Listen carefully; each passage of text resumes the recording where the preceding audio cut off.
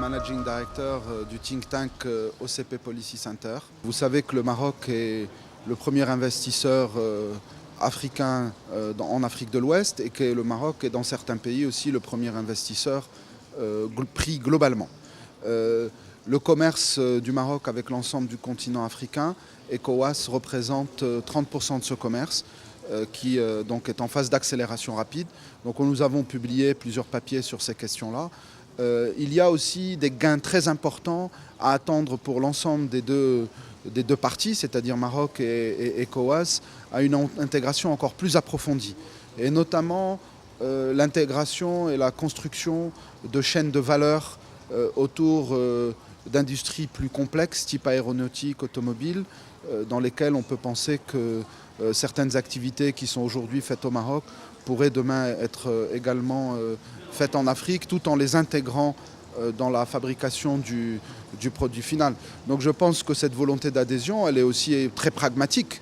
C'est une proposition win-win pour l'ensemble des parties et c'est aussi un juste retour de l'histoire puisque le Maroc a toujours commercé avec cette région historiquement. Quand vous négociez des accords de libre-échange ou un approfondissement de vos relations économiques avec des pays, il y a toujours des secteurs qui se sentent menacés.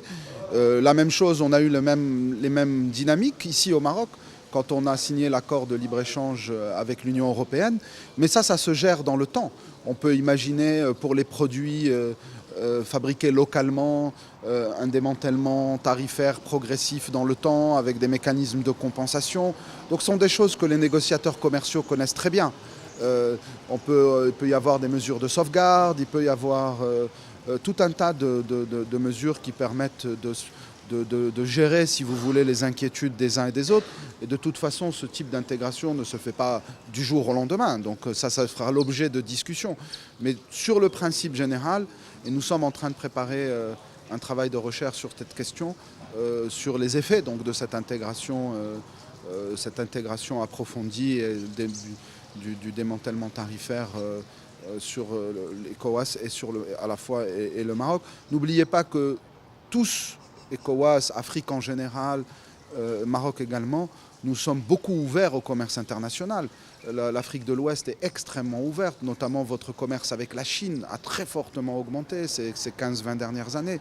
C'est aussi le cas du Maroc. Donc il y a la relation ECOWAS-Maroc et bientôt Maroc dans ECOWAS. Donc ce qu'il faut penser, c'est aussi que tout ça est intégré dans le monde et qu'il y a des dynamiques externes qui sont plus puissantes en fait et qui affectent. Mais moi ce que je pense c'est qu'il faut s'intégrer au niveau des infrastructures de réseau, il faut le voir aussi sur des grands projets, notamment par exemple dans l'énergie.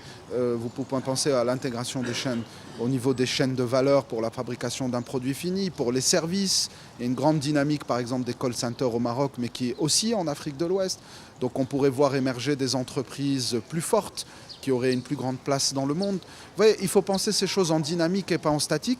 Mais ce que vous me dites là, ça veut dire qu'il faut expliquer davantage. Il faut parler à l'ensemble des parties prenantes, expliquer, se réunir, s'écouter pour trouver la meilleure manière de le faire. Merci, c'est impeccable. Merci bien.